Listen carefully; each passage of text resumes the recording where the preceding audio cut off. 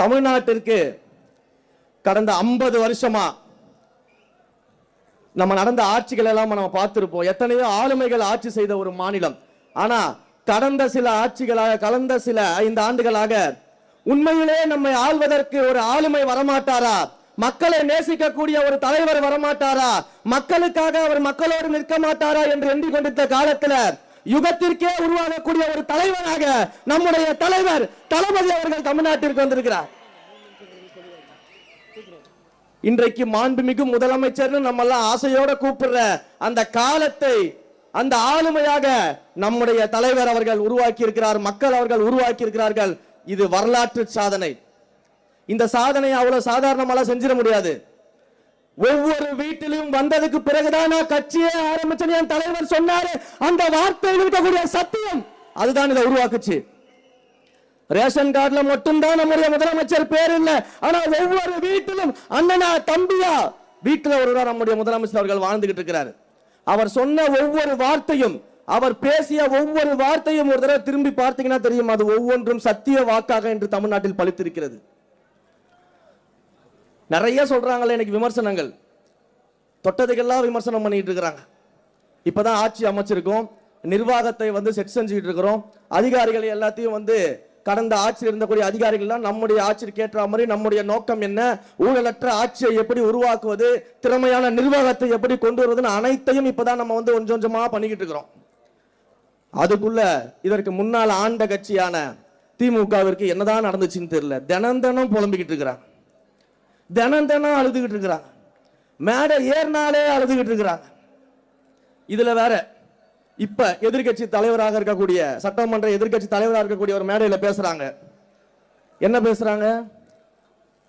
நீங்க என்ன பண்ணிட்டீங்க, 2 வருஷம் தான் நீங்க கட்சி ஆரம்பிச்சு ஆகுது, வெறும் கவர்ச்சியை வைத்துக் கொண்டு நீங்க முதலமைச்சர் ஆயிட்டீங்க, நீங்க ஆட்சியை பிடிச்சிட்டீங்க, 2 வருஷம் தான் ஆகுது, 2 வருஷம் தான் ஆகுது, என்ன செஞ்சுட்டு நீங்க வந்தீங்க, என்ன சேவை செஞ்சீங்க, என்ன போராட்டம் பண்ணீங்க? சரி, திரும்பவும் கேட்கிறேன், அண்ணன் என்ன சுதந்திர போராட்ட தியாகியா? அண்ணன் என்ன பண்ணிட்டு இருந்தீங்க? சுதந்திரத்திற்காக செக்கு இழுத்தாரா? காந்தியை போல கதராடை அணிந்து கொண்டு இந்தியா முழுக்க பிரச்சாரம் பண்ணாரா? சுதந்திரத்துக்காக அகிம்சை வழியில போராடினாரா?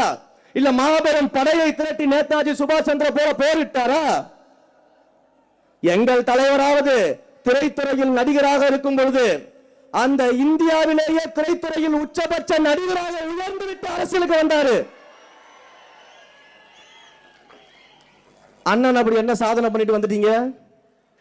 எப்படி நீங்க துணை முதலமைச்சரா இருந்தீங்க இதுக்கு முன்னாடி? அப்ப யாரு யார பார்த்து கேள்வி கேட்கறதீங்க? 30 வருஷம், 1 வருஷம் 2 வருஷம் கிடையாது, 30 வருஷம் ரசிகர் மன்றமா, நற்பணி மன்றமாக, மக்கள் இயக்கமாக, மக்களோடு மக்களாக நின்று சேவை செய்து அந்த மக்களுக்காகவே வாழ்ந்து இன்றைக்கு முதலமைச்சராக இருந்திருக்கக்கூடியவர் எங்களுடைய மாண்புமிகு முதலமைச்சர். உடனே பெரியாரை பத்தி தெரியுமா உங்களுக்கு? நீங்களாம் பெரியாரிஸ்டா? எதுக்கு தலைவர் அவர்கள் கோட்டு போடுறதுக்கு சொல்றாராம் பெரியாரிஸ்டா அப்படின்லாம் கேள்வி கேட்கிறாராம். உண்மையிலேயே பெரியாரிஸ்ட்னா யாரு தெரியுமா? தந்தை பெரியார் அவர்கள் யாருன்னு தெரியுமா? தந்தை பெரியார் அவர்களுடைய துணைவியார் யாரு தெரியுமா?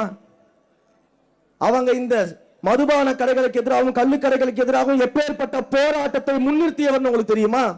ஆனா உங்க ஆட்சியில ஆண்டுதோறும் டாஸ்மாக் வருமானத்தை 50,000 கோடிக்கு உயர்த்தியவர்கள் நீங்கள்.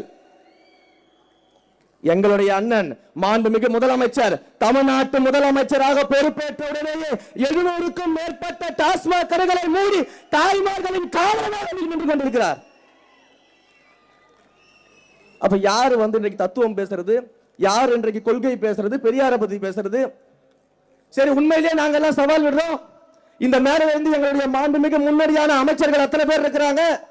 அவங்க கிட்ட இருந்து கத்துக்கிட்டு இருந்த ஜூனியர் அமைச்சர்கள் நாங்கள் இருக்கிறோம்.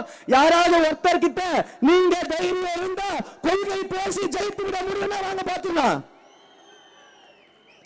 தந்தை பெரியாரை பற்றி பேசுறதுக்கு நாங்க தயார், அண்ணல் அம்பேத்கரை பற்றி பேசுவதற்கு நாங்கள் தயார், ஐயா காமராஜரை பற்றி பேசுவதற்கு நாங்கள் தயார், வீரமங்கை வேலுநாச்சியாரை பற்றி பேசுவதற்கு நாங்கள் தயார், அஞ்சலை அம்மாவை பற்றி பேசுவதற்கு நாங்கள் தயார், கொள்கை பேசுவதற்கு நாங்கள் தயார். நீங்க தயாரா? சும்மா எதையாவது மேடை கிடைச்சிச்சு மைக்கு கிடைச்சின்னு பேசிக்கிட்டே இருக்க கூடாது. வாங்க கருத்தியல் ரீதியா மோதி பார்த்துருவோம், கொள்கை ரீதியா மோதி பார்த்துருவோம். எல்லாத்திற்கும் நாங்க தயாரா தான் வந்திருக்கிறோம்.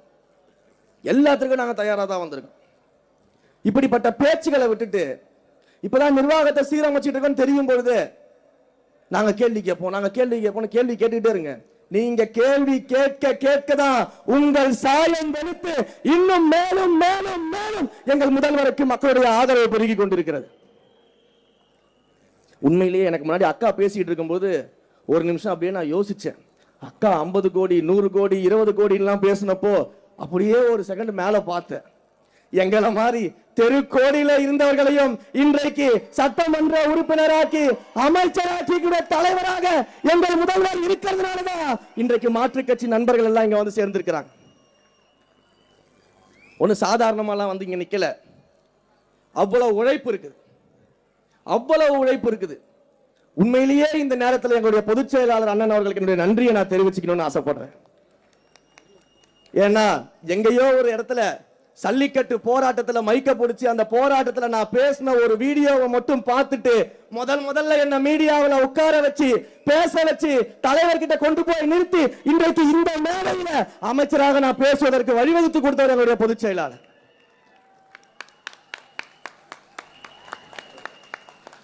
எந்த கட்சியில எனக்கு முன்னாடி பேசும்போது அண்ணன் ராவுத்தர் இப்ராஹிம் சொன்னார்ல, பொதுச் செயலாளரை ட்ரோல் பண்றாங்க, விமர்சனம் பண்றாங்க.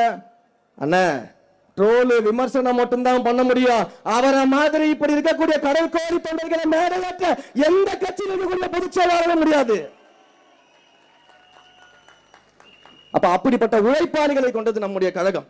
இங்கே மேடையில் இருக்கக்கூடிய அத்தனை அமைச்சர்களும் எல்லாரும் பல அரசியல் கட்சிகளுடைய நுணுக்கங்களை தெரிஞ்சவர்கள், அரசியல் தெரிஞ்சவங்க, எங்களை விட அதிகமான எக்ஸ்பீரியன்ஸ் இருக்கவங்க. ஆனா ஏதாவது ஒரு விஷயம் நாங்க போய் அவங்க கிட்ட கேட்டோம்னா எந்த பாகுபாடும் பார்க்காம எந்த தலை கனமும் இல்லாம உடனடியாக அந்த பிரச்சனைக்கு அந்த விஷயத்துக்கு எங்களை வழிநடத்தக்கூடிய அமைச்சர்கள் இங்க இருக்கிறாங்க, சீனியர்ஸ். எந்த கட்சியில இருக்கும்? மற்ற கட்சியில எல்லாம் வந்து பக்கத்துல உட்கார கூட விட மாட்டாங்க. எங்களை பாருங்க எப்படி சரிசமமா உட்கார வச்சு எங்களுடைய மூத்த தலைவர்கள் எப்படி அழகு பார்க்கறாங்கன்னு சொல்லிட்டு. அப்ப இதுதான் தமிழக வெற்றி கழகம். இந்த மாண்பும் இந்த மரியாதையும் இந்த சுயமரியாதையும் சமத்துவமும் இன்றைக்கு தமிழ்நாட்டில் ஒரு கட்சியில இருக்குன்னா அது தமிழக வெற்றி கழகம் மட்டும்தான். நெஞ்ச தட்டி தெரியுமா சொல்லுவேன். அதனாலதான் இன்றைக்கு மாற்றுக் கட்சி தோழர்கள் எல்லாம் நம்முடைய கட்சியை நோக்கி வந்து நம்மோடு சேர்ந்துட்டு இருக்கிறாங்க. வந்தாரை வாழ வைக்கும் தமிழ்நாடுன்னு சொல்ற போல வந்தாரை வாழ வைத்து அழகு பார்க்க கூடியவர் நம்முடைய தலைவர் முதலமைச்சர் அவர்கள். அதனாலதான் அந்த நம்பிக்கையோடு இன்றைக்கு வந்து கொண்டிருக்கிறார்கள். ஒரே ஒரு விஷயத்தை மட்டும் சொல்லி முடிச்சிடறேன். நான் கடந்த மேடையில் தலைவர் முன்னாடி சொன்னேன், எதிர்கட்சியே இல்லாத சட்டமன்றத்தை உருவாக்குவோம் வருங்காலத்தில். உடனே பாதி பேருக்கு கோபம் வந்துருச்சு. அது எப்படி சொல்ல முடியும்? அது ஜனநாயகமா?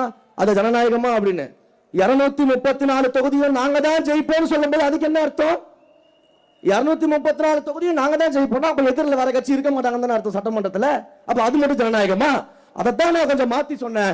திரும்பவும் சொல்றேன், எல்லா மேடையிலையும் சொல்லுவேன், இந்த சின்ன பசங்க வருங்காலத்துல எதிர்கட்சியே இல்லாத சட்டமன்றத்தில் எங்கள் தலைவரை முதலமைச்சராக அமர வைப்போம். நன்றி, வணக்கம்.